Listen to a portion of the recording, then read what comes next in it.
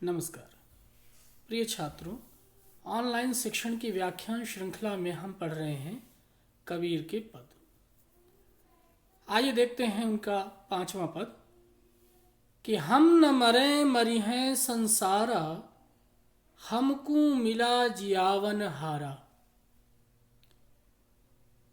अब न मरो मरने मन माना, ते मुए जिनि राम न जाना। साकत मरें संत जन जीवें, भरी भरी राम रसायन पीवें। हरि मरी हैं तो हमहू मरी हैं, हरि न मरें हम काहे को मरी हैं। कहें कबीर मन मन ही मिलावा, अमर भये सुख सागर पावा। अमर भये सुख सागर पावा। हम न मरें मरिहें संसारा। कबीर कह रहे हैं कि हम नहीं मरेंगे, मैं तो नहीं मरूंगा, भले ही ये संसार मर जाए। अब आप सोचते होंगे कि इतना अहंकार या इतना आत्मविश्वास के साथ कबीर कैसे कह सकते हैं। क्या वे अमर रह गए? अगर अमर हुए तो फिर आज तक अमर रहना चाहिए था, उन्हें मिलना चाहिए था, दिखना चाहिए था। नहीं प्रिय छात्रों, कबीर की मंशा ये नहीं है। कबीर यहां मरना कुछ अलग ढंग से बतलाना चाहते हैं। वो साधारण मरने की बात नहीं कर रहे हैं। शरीर को तो मरना ही है, शरीर को तो समाप्त ही होना है, शरीर नहीं बचेगा। कोई कितनी भी लंबी आयु क्यों न पाले, अंत तो उसका मृत्यु में ही होना है। फिर वो किस मरने या न मरने की बात कर रहे हैं? वो कोई गहरी बात कह रहे हैं। हम न मरें मरिहें संसारा। व्यक्ति मरने से पहले कई कई बार मरता है। मृत्यु का भय भी मृत्यु से कम नहीं। ये जो सांसारिक प्रपंच है, ये संसार की जो माया है, ये मनुष्य के जीवन की जो तमाम प्रकार की परेशानियां हैं, उलझने हैं, ये भी किसी मृत्यु से कम नहीं है।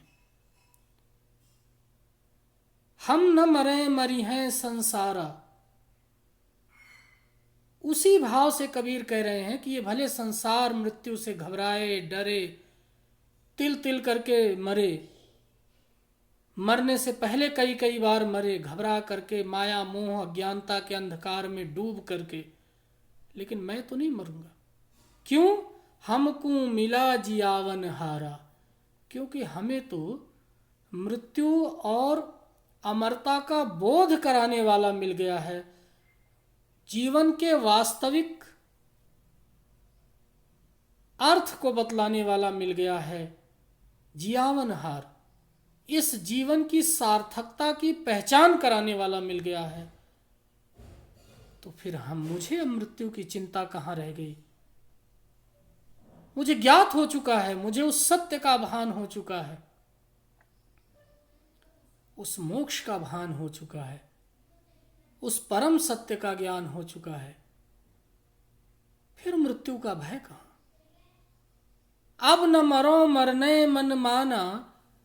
मृत्यु को समझ लिया है मैंने मन से पहचान लिया है क्या होती है मृत्यु, उसका भय क्या है, ये संसार क्या है, ये माया क्या है, ये शरीर क्या है, ये जीवन क्या है। इन रहस्यों को पहचान लिया है, इसलिए अब मृत्यु का भय समाप्त हो चुका है। तेई मुए जिनि राम न जाना। मुए वही मरते हैं, कई कई बार मरते हैं, बार बार मरते हैं। जिनि राम न जाना, जिन्होंने उस राम को, उस ज्ञान को, उस सत्य को, उस निर्गुण ईश्वर को, उस ब्रह्म को, इस संसार में जीवन के अर्थ को नहीं पहचान पाते, वे मरते हैं। उन्हें मृत्यु हमेशा सताती रहती है। जिसे बोध हो गया उसके लिए जीवन और मरण कोई प्रश्न नहीं रह जाता है, वो इनसे परे पहुंच जाता है। साकत मरें, ये शाक्त लोग मरे। शाक्तों की बड़ी आलोचना कबीर ने की है। शाक्त शक्ति की उपासना करने वाले वे लोग जो बलि आदि चढ़ाया करते थे। कबीर उनसे बहुत रुष्ट रहा करते थे, गुस्सा रहा करते थे। क्यों? उनको उनकी हिंसा और उनके जो क्रियाएं हैं वो बहुत प्रिय नहीं लगती थी। तो इसीलिए वो अक्सर अपने दोहों में और पदों में शाक्त जनों की काफ़ी उन्होंने कड़ी आलोचना की है। तो करे साकत मरें, जो आडंबरों में लगे हैं, हिंसा में लगे हुए हैं, ऐसे शाक्त जन मरेंगे। संत जन जीवें, संत तो अमर हो जाते हैं। वो इस धरती पर रहते हुए भी जब तक जीते हैं प्रसन्न होकर, बिना किसी बंधन में बंधे मुक्त भाव से जीवन जीते हैं। भरी भरी राम रसायन पीवें, अंतर मन में राम के रसायन को, ईश्वर के आनंद को, सत्य के ज्ञान के आनंद को वो पीते रहते हैं, उसका आनंद उठाते रहते हैं।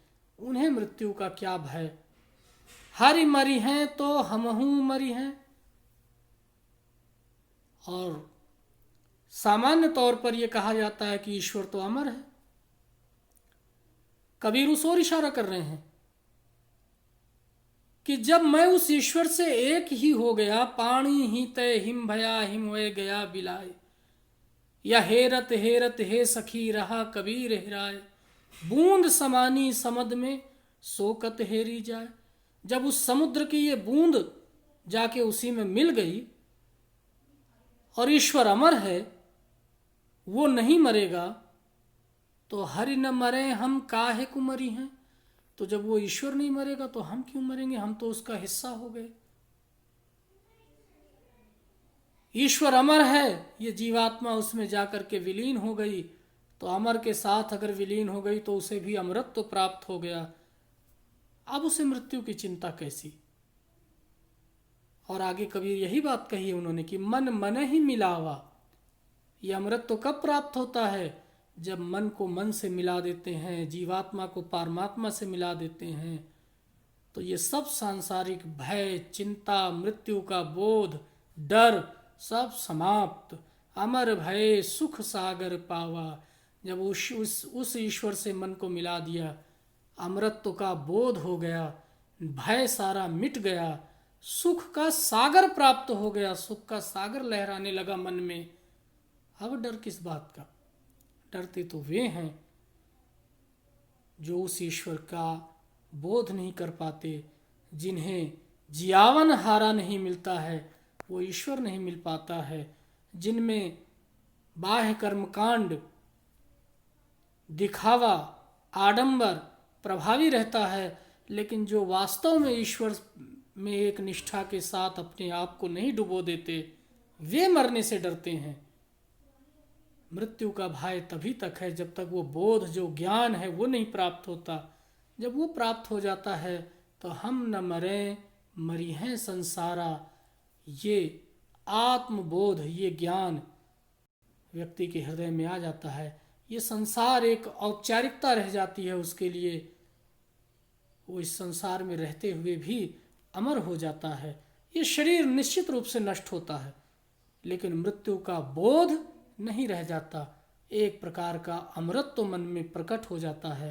ऐसी स्थिति में तभी ये वाणी निकलती है, हम न मरें मरी हैं संसारा। तो कबीर इस पद में अमृतत्व की उस अनुभूति का जिक्र करते हैं जो जीते जी भी प्राप्त होती है, जो इस शरीर के रहते प्राप्त होती है। वो निर्भयता, वो मृत्यु का भय न रह जाना, उस ओर कबीर का इशारा है, संकेत है। इसी से मिलता जुलता ही एक दूसरा पद है, ईश्वर और जीवात्मा का कैसा संबंध है वो आप देखें कि काहेर नलिनी तू कुम्हलानी। यहां भी रूपक है, यहां नलिनी कमलनी जीवात्मा,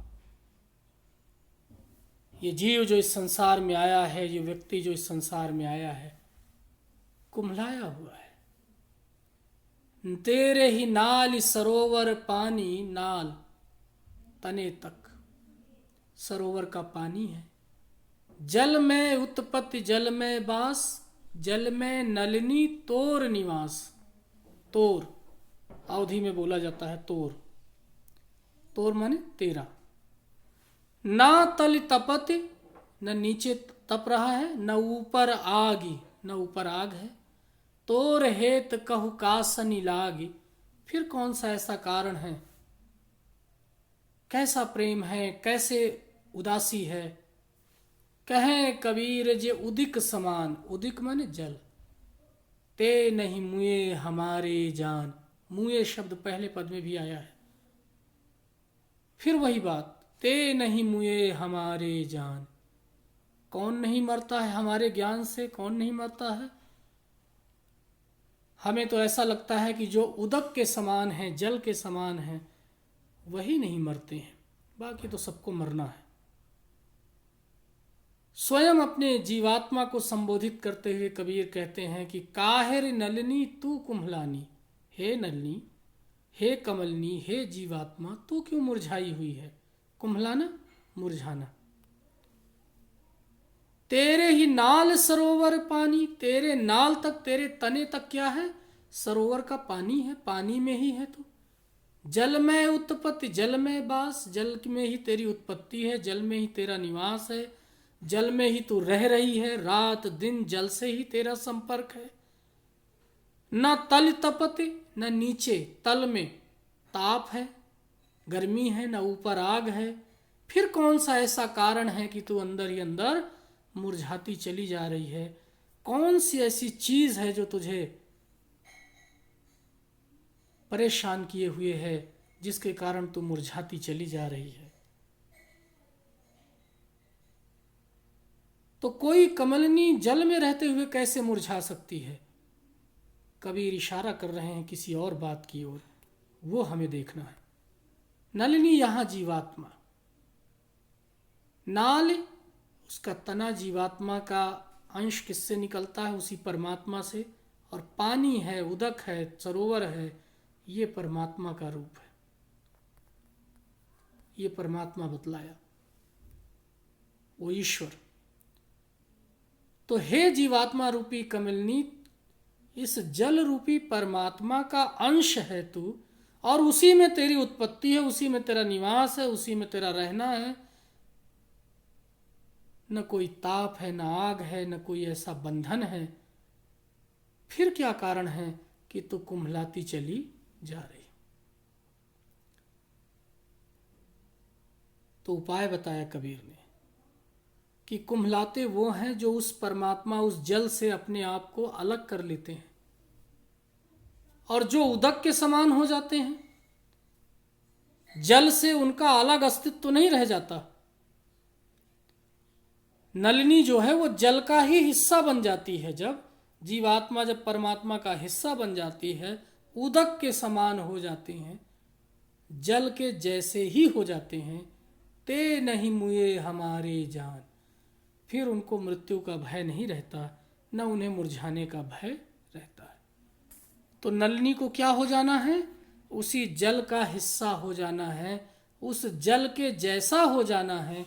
जैसे जल में अग्नि का, ताप का कोई विशेष असर नहीं होता। तालाब है, सागर है, नदी है, उस पर ताप पड़ता जरूर है, लेकिन वो अंदर अंदर फिर भी अपने आप को एक जैसा ही रखने की कोशिश करता है जल। ठीक उसी तरह से उस ईश्वर पर इस माया का, प्रपंच का कोई प्रभाव नहीं पड़ता। तो नलिनी अगर तो उस उदक के समान हो जाए, उस जल के समान हो जाए, तो फिर न मृत्यु का भय, न कुम्हलाने का डर। तो आप देख सकते हैं कि बड़ी भावपूर्ण कविता है। इसमें आत्मा और परमात्मा, जीवात्मा और परमात्मा के बीच के संबंध को दिखलाया गया है कि जैसे कोई नलिनी हो तालाब में, नदी में। नदी, तालाब वो परमात्मा का प्रतीक है। यहाँ नलिनी जो है वो कमलनी का प्रतीक है, उसी में है लेकिन मुरझा रही है। क्यों? क्योंकि वो समझ नहीं पा रहे कि वो उसी जल का, उसी परमात्मा का, उसी उदक का हिस्सा है। उससे वो अपने को अलग मान रही है, उसको अलग बोध है। तो जब तक मनुष्य इस माया के वशीभूत होकर के अपने को अलग ईश्वर से भिन्न समझता है, कुम्हलाता रहता है, मुरझाता रहता है, और जब वो उसी का हिस्सा हो जाता है तो न कुम्हलाने की आवश्यकता, न मरने का डर, मृत्यु भी दूर हो जाती है। तो इसीलिए कबीर ने कहा, काहे रे नलिनी तू कुम्हलानी, हे मनुष्य, हे जीवात्मा, क्यों कुम्हला रहे हो, क्यों भटके हुए हो। तेरे नाल सरोवर पानी, तेरा तो अस्तित्व ही उसी सरोवर के जल से, उसी परमात्मा से है, उसी में तेरा निवास है, उसी में वास है, उसी में रहना है। न ऊपर आग न नीचे, न ऊपर आग न नीचे गर्मी है, फिर क्या कारण है कि तू इस तरह से उलझी और मुरझाई हुई है। उस परमात्मा के जैसे हो जा, न मृत्यु का डर, न कुम्हलाने का भय रह जाएगा। लक्ष्य क्या होना चाहिए? हे कमलिनी, लक्ष्य है उस परमात्मा, उस जल के समान हो जाना, उस बोध को प्राप्त कर लेना, उस ज्ञान को प्राप्त कर लेना। जब ये ज्ञान प्राप्त हो जाएगा कि मैं उसी जल का, उसी परमात्मा का हिस्सा हूँ, तो फिर ये मुरझाना, कुम्हलाना समाप्त हो जाएगा, इसकी कोई आवश्यकता नहीं रह जाएगी। तो आप देख सकते हैं कि प्रतीकात्मक रूप से, अन्योक्ति के माध्यम से कबीर यहाँ आत्मा, परमात्मा, जीवात्मा, मनुष्य और ईश्वर, भक्त और ईश्वर के बीच के जो संबंध है उसको उद्घाटित किया है। तो प्रिय छात्रों, इस तरह से आपने कबीर की साखियाँ और उनके 6 पद पढ़ लिए हैं, और भाषा के बारे में पहले व्याख्यान में ही काफ़ी विस्तार से चर्चा की जा चुकी है। तो अब आपको इन्हें दोहराना है, समझना है और आत्मसात करना है। आत्मसात का अभिप्राय होता है उसे अंतर मन में बसाना है, ग्रहण करना है। जब तक ऐसा नहीं करेंगे तब तक आप केवल शब्दों से ही जूझते रह जाएंगे, उसके मर्म को, कविता के मर्म को नहीं पकड़ पाएंगे। और जब एक बार आप कविता के मर्म को पकड़ लेंगे, उसके भाव को पकड़ लेंगे, तो फिर आपके लिए इन कविताओं को पढ़ना बहुत कठिन नहीं रह जाएगा। आप बहुत हद तक उस अनुभूति से गुजर पाएंगे जिस अनुभूति से कबीर अपनी इन कविताओं में आपको गुजारने की मंशा रखते हैं। तो अब यहीं से इस व्याख्यान को समाप्त करने की इजाज़त दीजिए।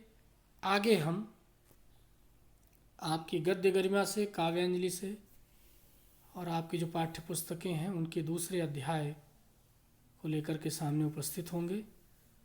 तब तक आप इन कविताओं का अभ्यास करें, मनन करें, इनकी अनुभूति से गुजरने का प्रयास करें।